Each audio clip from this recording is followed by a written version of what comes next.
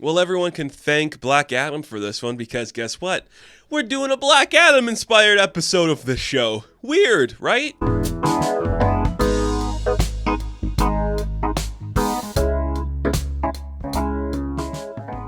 Hello everyone and welcome back to the Batmaning of. This is the show where I take the characters from the pantheon of the DC universe and we make a movie about them. The Batmaning of. It's taking the Batman but making a movie for other things. Today, we are doing a post-Black Adam movie, which is fascinating because Black Adam introduced us to the JSA on the big screen, the Justice Society of America. Now, this is not the first time we've seen the Justice Society portrayed in live action. Stargirl's all about the JSA. Smallville had an appearance by them for some reason. Kind of on the CW stuff before Stargirl as well. Characters have been interspersely made about these people.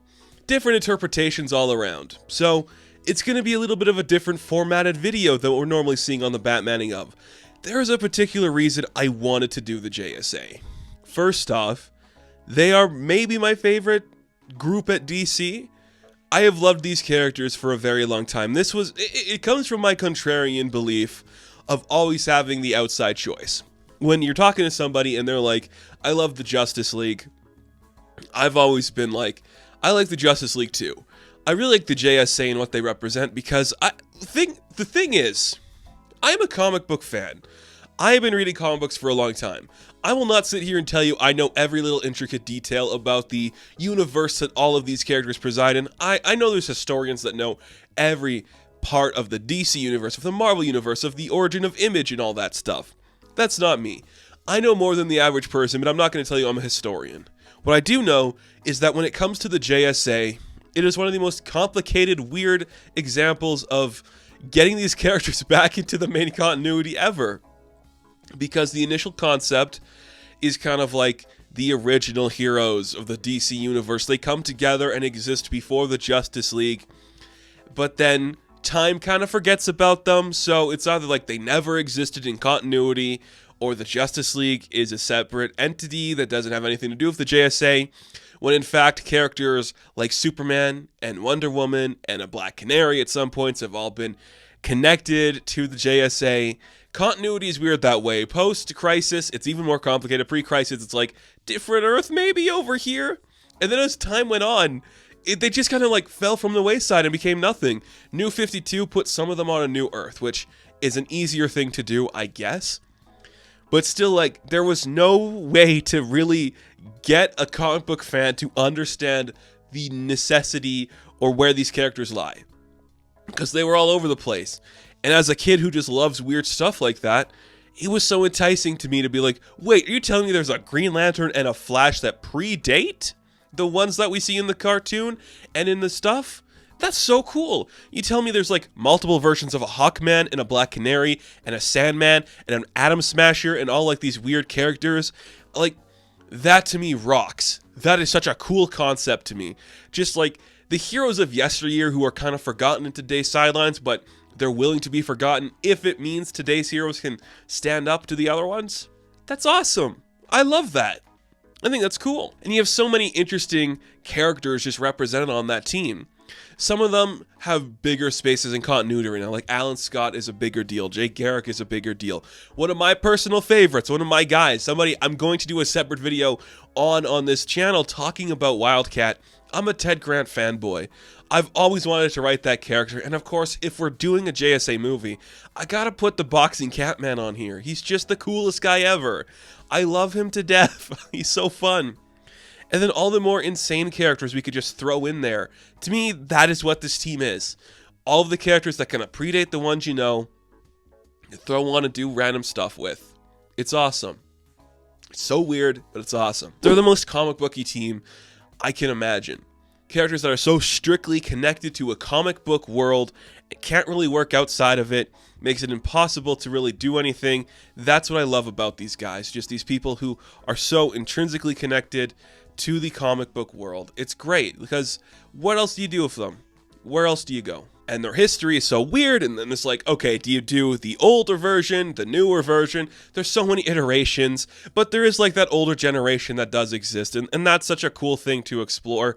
I love these characters, and I could sit here again, talk about them endlessly, but I don't think that's what we're here to do. We're trying to make them into a movie that's like sellable to audiences, and that might be the hardest thing, because do you do they predate the Justice League in that aspect? Well, yes, they kind of do, but how do you put that into a story? How do you talk about that in a way that young people can understand? It was like, wait, so there was a Superman that was on the JSA, and he might not be the one that we know that is connected to the Justice League, but then there's younger versions of other characters that are connected there. So like there was like a Power Girl in the newer versions connected to that, but then a Mr. Terrific might be his own entity over here.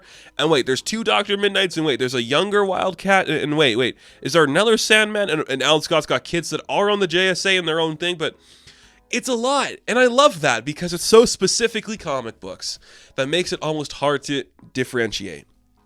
And just so, I'm a fan of like classic characters. I've always talked about some of my favorite comic books. I love Astro City, which is just, what if heroes of yesteryear were good and upheld things in a perfect way? That is the vibe I get from the JSA. What if like the modern crop of heroes, your Justice League, your other interpretations, what if they saw the heroes of the past and were like, they did it right? That's how we should do it. That's how we should try to behave, present ourselves in that way. I think that's a really cool thing to see. Something we don't get a lot of. Everyone wants this brooding, attacking, like dark, dystopian hero world.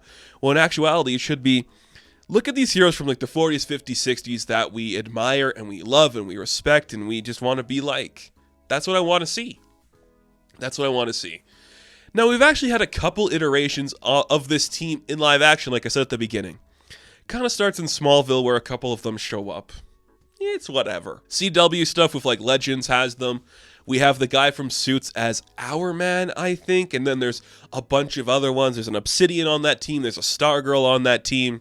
There's random ones dispersed on that team. Weird one. They don't get a lot to do there, but it's kind of fun.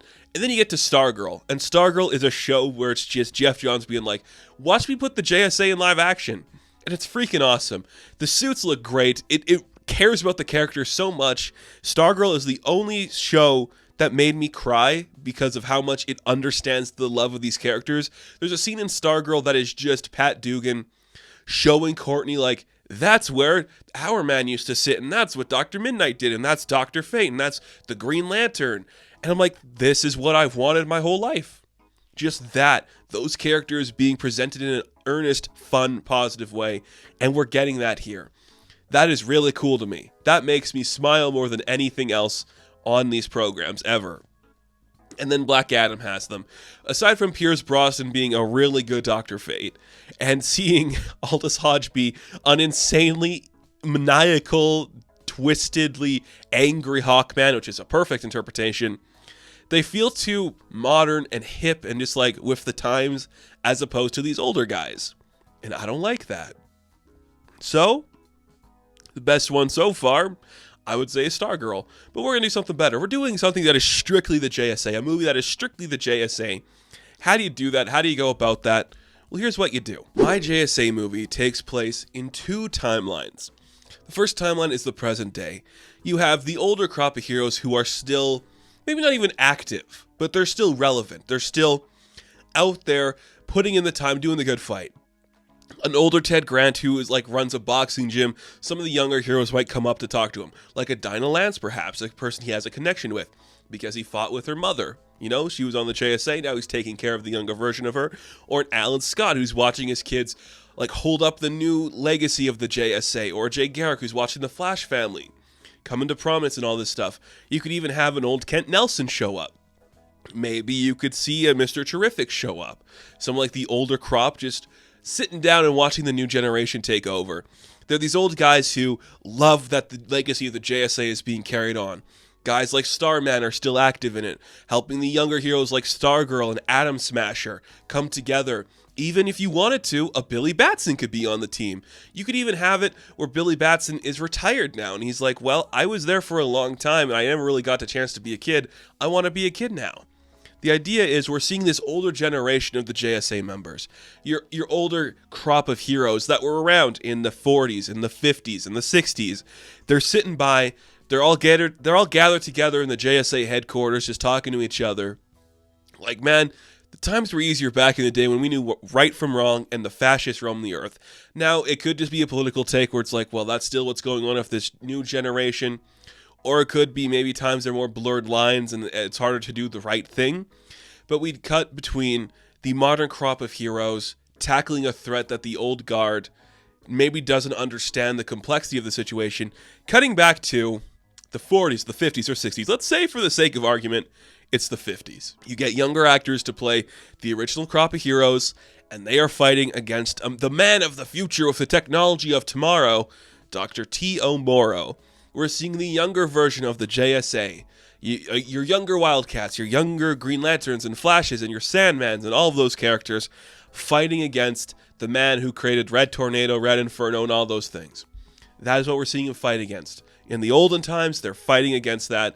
Things are easier to understand, you know? They see this robot, this android who doesn't want to be this villain anymore. They try to persuade it to their side, and maybe it works, and that's how we get Red Tornado help fight against his brethren. That's kind of fun.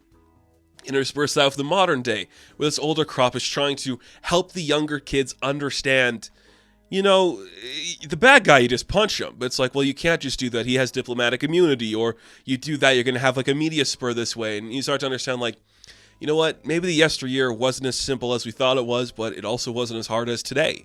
Just this idea of like the yesteryear legacy, an important part of the history of comic books and these characters being talked about by the guys who are currently seeing how complicated modern superhero stories is.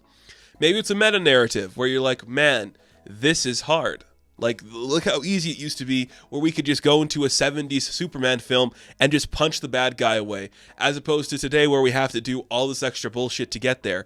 And you're seeing the JSA do something easy back in the day where it's a simple fight. They get the android to help them fight those things. And in today's climate, maybe they're fighting a Black Adam type character. Maybe they're fighting an Amazo robot to go against like the robot that they already fought in the previous story. It's just a harder concept for them to do because today's makes it harder. We love yesteryear, black and white pretty much. Today, everything's gray.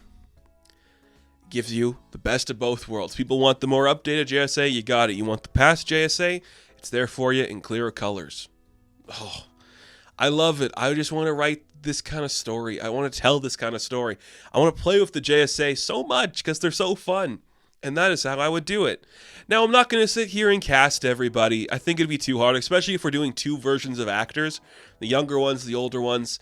I would like to see them cross over, get the JSA from the Stargirl TV show and the JSA from the movies of Black Adam, crash them together, mix that up and do that as your story. Maybe we do that, but if we're going to get a director, I want to go with Brad Bird. I think he understands to balance that formula perfectly. Tomorrowland, not a perfect movie, gets how you do that, like the ideas of yesteryear affecting today. He's the kind of director that can make that suave and fun and cool. The perfect choice for something like this. Because give me some more JSA, please and thank you. And again, whoever you want on the team, you could do it. But as long as I'm in control of this story, freaking Wildcat will be in every single interpretation. Because he's the best. And the JSA is the best.